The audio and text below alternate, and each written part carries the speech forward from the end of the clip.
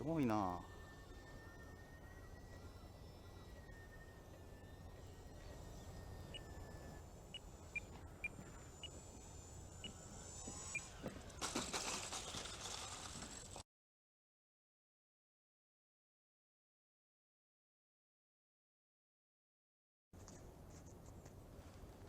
はい、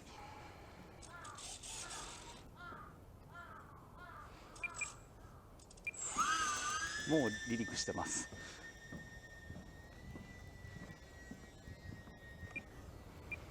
じゃあまずはループからいきましょう。大きく円が描けますね。もう一回ループ。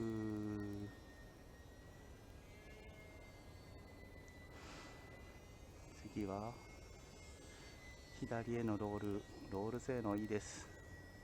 今度は右行きます。右。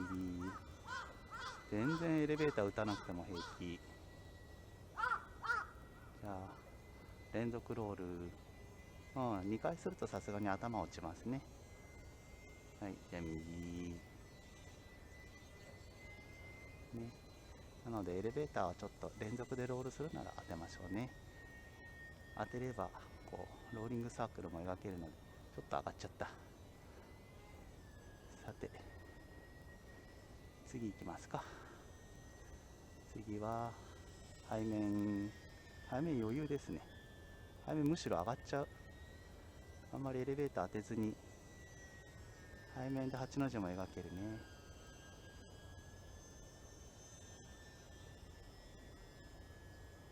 背面8の字余裕。さてスローフライですが、完全にスロットルオフでもこんなにグライドします。なんでしょうこの機体グライダーみたい。しかも翼端失速しません。全くしません。ふらつくことはないです。わざと失速させてみます。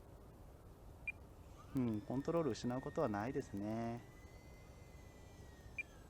これで失速させてもほとんど高度を失わずに回復できます。やっぱローパスしたいよね。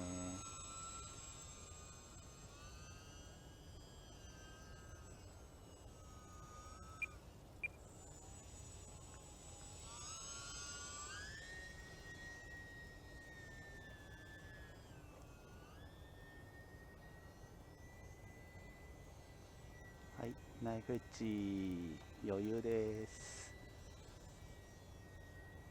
ナイフエッジするときには多少スピード上げとかないといけないですけどね。ナイフエッジで背面側に回るとかもできちゃいますね。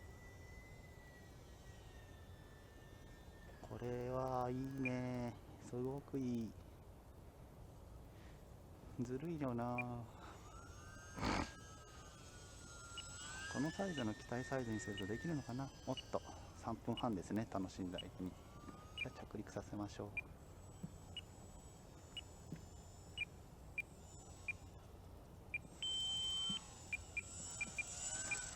着陸も余裕です。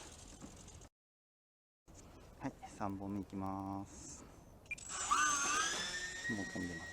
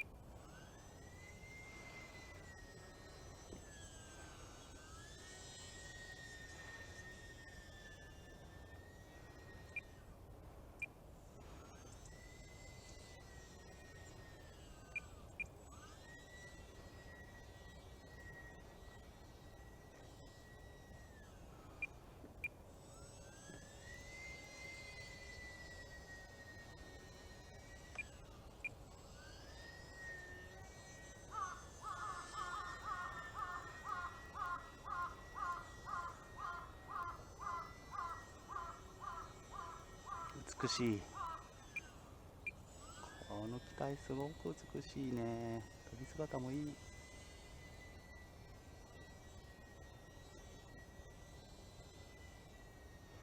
ブレーク。もうちょっと 3D をするほどの機体ではないんだね。じゃあちょっとトルクロールとかできるかやってみましょう。電池が元気なうちに。ちょっと眩しい。動きます。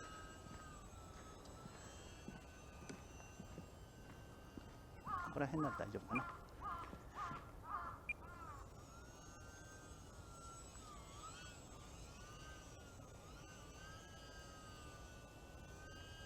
ああ、できるできる。できるできる。トルクロールもできるな。ホバリングができるから、あとは上手に合わせてあげれば。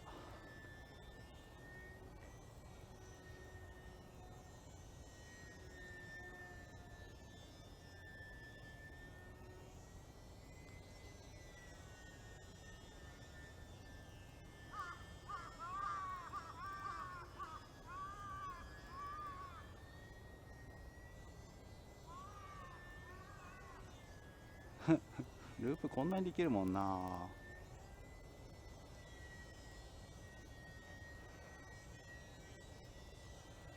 これは UMX のピッツや、まあビースト 3D にはかなわないとしても、あそこら辺のスケール機に比類するぐらいすごいです。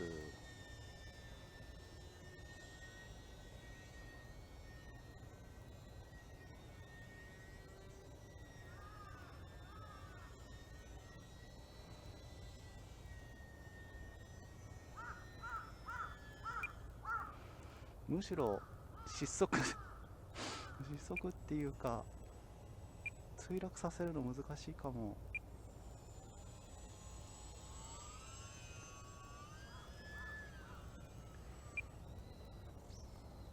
非常に精度の高い。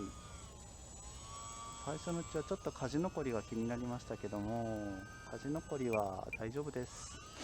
指で少し当て直せば治ります。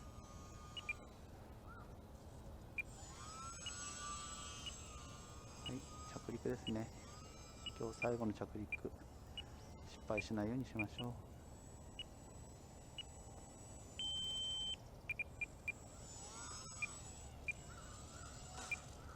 もっとちょびっとハードランディングかな。